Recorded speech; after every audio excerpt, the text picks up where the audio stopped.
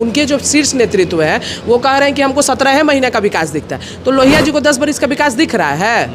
पहले का छोड़िए ना, उनका अपने कार्यकाल का विकास दिख रहा है इसका मतलब। और जाके देखिए, ये तो जांच का विषय है। उन्होंने वैसी जगहों पे अनुशंसा किया है जिसका कोई मतलब नहीं है। अगर जांच बैठ जाती है तो उनको जेल जाना पड़ेगा। कितने रामनवमी में वो मौजूद रहे हैं, और कृष्ण जन्माष्टमी आपने तो खुद ही बांट रखा है भगवान को। कृष्ण जी हमारे हैं, राम जी भाजपा के। राजद के लोग तो विपक्ष में हैं। राजद के लोग का काम ही यही है कि आग लगा नहीं तो उसमें किरासन तेल लाके डाल दीजिए। राजद का काम ये है। राजद को अपना काम करने दीजिए, हमको अपना काम करने दीजिए। विपक्ष तो हमेशा कमी ही गिनाएगा ना, उसको कमी दिखती है। उनको ये नहीं समझ में आ रहा है कि जिस रोड पे वो फुर्र करके चल रहे हैं वो रोड भी इसी सरकार की है। खाली कहने से नहीं ना हो जाएगा। जो बिजली व्यवस्था है, बाकी सारी जिस चीज़ का लाभ वो तेजस्वी जी खुद ले रहे हैं, उसको उनको अगर उनको कमी दिख रही है, लॉ एंड ऑर्डर में उनको कमी दिख रही है, तो पूछे अपने पिताजी से आराम से बैठ के कि क्या स्थिति थी 20 साल पहले की, तब ना उनको पता चलेगा। तो विपक्ष का काम है कमी गिनाना, हमारा काम है काम करते रहना। और काम अगर आप कर रहे हैं तो हम अपनी उपलब्धियों को क्यों ना लोगों के सामने में रखें। और हम क्यों रखेंगे, जनता खुद अपनी उपलब्धियां बता रही है।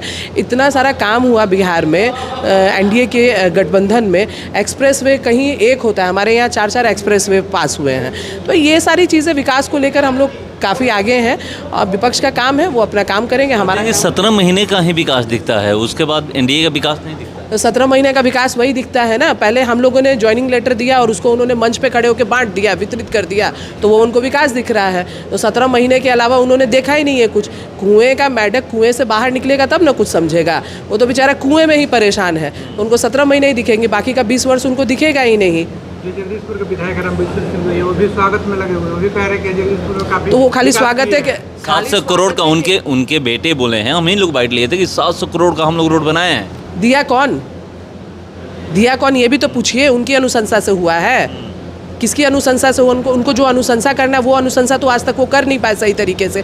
और लोहिया जी तबे नज़र आते हैं जब या तो इस तरीके का कोई कार्यक्रम हो, या उसके अलावा कहीं उनको व्यक्तिगत कार्यक्रम में जाना हो। उसके अलावा यहाँ के जनता से पूछिए, वो ज़्यादा आपको स्पष्ट रूप से बताएगी कि कब कब हमारे माननीय विधायक जी यहाँ नज़र आते हैं। अब चुनाव है तो शायद वो ज़्यादा नज़र आने लगे।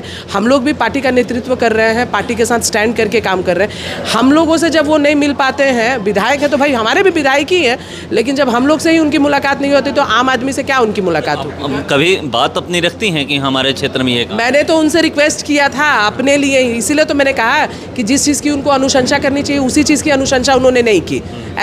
मैं मुखिया होने के हैसियत से मैंने उनसे एक हेल्थ एंड वेलनेस सेंटर की अनुशंसा की थी, जिस कमेटी की मैं खुद सदस्य हूँ, और मेरी मैंने रिक्वेस्ट की भी उन्होंने अनुशंसा नहीं की। तो समझिए कि एक आम आदमी के क्या उनका सुनते होंगे, तो ये तो वही बताएंगे।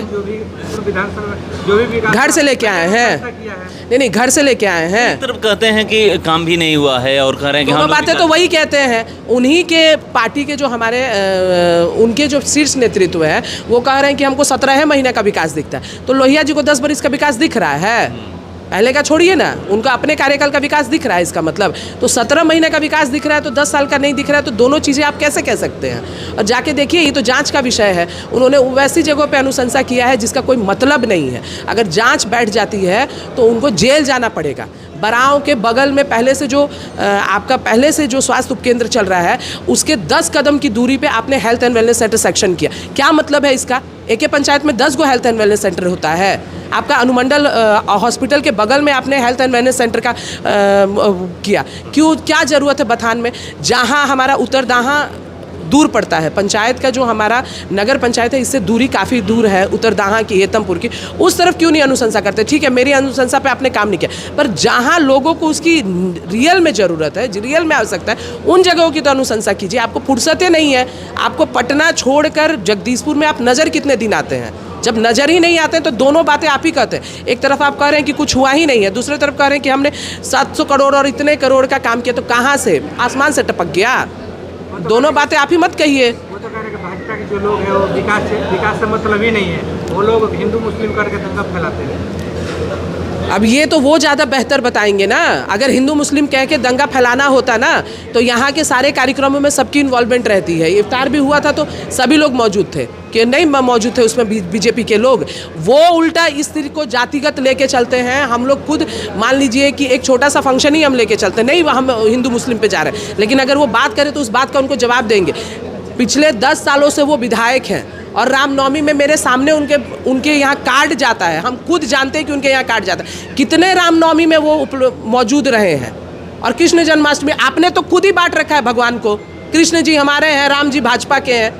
कहाँ कहा है राम जी ने कि हम भाजपा के? आरजेडी का लोग नहीं पूजा करता है, यादव समाज का लोग नहीं पूजा करता है राम जी का, हम लोग नहीं कृष्ण जी का पूजा करते हैं। दिखिए, ये तो दिखने वाली चीज़ है ना। आप विधायक हैं, आपका दायित्व है, आपका जिम्मेदारी है कि आपको अगर आपके विधानसभा में कहीं भी निमंत्रण मिले तो आपको वहाँ रहना चाहिए। कहाँ वो रहते हैं?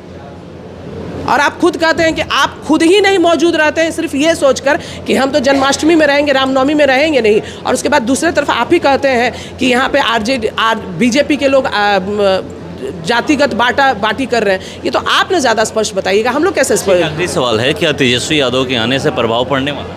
अरे उनका काम है, चुनावी समर है, देखिए सब लोग अपना तैयारी कर रहे हैं। मुझे तो नहीं लगता कि बहुत विशेष प्रभाव पड़ने वाला है। पहले वो अपने आप को तो स्टैंड करें, पिता की पगड़ी को लेकर चलना अभी पहले वो सीखें। यहाँ पे हमारे जो हम लोग जो काम करते हैं, बीजेपी जो काम करती है वो संगठन पे काम करती है। यहाँ पर परिवारवाद नहीं चलता है। जिसने काम किया, जिसने एफर्ट लगाया, जिसने अपने दायित्व का निर्वहन किया उसको मौका मिलता है। और हम लोग बूथ स्तर तक काम करते हैं। उनको अगर ये हमारे प्रदेश अध्यक्ष जी ने थोड़े दिन पहले कहा था, और वो बात मैं ये नहीं कह रही हूँ कि आज उनको लोग नहीं जान रहे, लेकिन उनको जानना तभी लोगों ने शुरू किया जब लालू यादव जी की बात आई। ऐसा नहीं था कि उनको इंडिविजुअल, उनके वजह से लोग नहीं जान रहे हैं। आज भले वो उनके पिता जी की वजह से जान रहे, निश्चित रूप से आज भले वो आ गए हैं तो उनका अपना एक अलग इमेज बन गया होगा, लेकिन शुरुआत तो उनके पिता की वजह से ही हुए थे। और हम लोग जो है यहाँ बीजेपी के जो कार्यकर्ता हैं अपने लेवल पे हम लोग स्टैंड करते हैं, अपने बिल्कुल बूथ स्तर पे काम करते हैं। बूथ स्तर तक, बूथ ही नहीं पन्ना तक हम लोग काम करते हैं। मंत्री जिस तरह से कहा है कि जो बिहार के मुख्यमंत्री नीतीश कुमार उनको प्रधानमंत्री बना देना चाहिए, राजद के लोग कह रहे हैं देखिए वो उनका बीजेपी खदेड़ना चाहती है। नहीं, ऐसा कुछ बात नहीं है। वो अपना उनका एक इंडिविजुअल सोच है। हमारे पार्टी में तभी कोई चीज़ें ये ऐसे किसी इंडिविजुअल आदमी के कहने से कुछ चीज़ें नहीं होती है। यहाँ एक संगठन है और मैंने आपको पहले भी बोला कि पूरे संगठनात्मक रूप से हम लोग काम करते हैं। तो संगठन का फैसला लेने का ना मेरा अधिकार है ना किसी एक व्यक्ति का अधिकार है। यहाँ संगठन जो फैसला लेगी, ऊपरी नेतृत्व जो फैसला लेगा उसके हिसाब से काम करेंगे। अरे राजद के लोग तो विपक्ष में हैं। राजद के लोग का काम ही यही है कि आग लगा नहीं तो उसमें किरासन तेल लाके डाल दीजिए। राजद का काम ये है। राजद को अपना काम करने दीजिए, हमको अपना काम करने दीजिए। माननीय मुख्यमंत्री जी के रीजन में जो विकास हुआ वो भी हमको दिख रहा है और इस चीज़ को हमारा पार्टी नेतृत्व मानता भी है। और हमारे प्रधानमंत्री जी ने पहले भी कहा था कि, और उन्होंने एक बात कही तो आपको समझ में आया, लेकिन ये हमारे पार्टी के बहुत सारे बड़े नेता ऑलरेडी कह चुके हैं कि 2025 का नेतृत्व हम लोग उनके जिम्मे दे के चलेंगे। पार्टी क्या तय करेगी, नीतीश कुमार जी क्या तय करेंगे, ये उन लोगों का ऊपरी नेतृत्व का बात है। हम लोगों को इस बारे में चर्चा करना बेवकूफ़ी।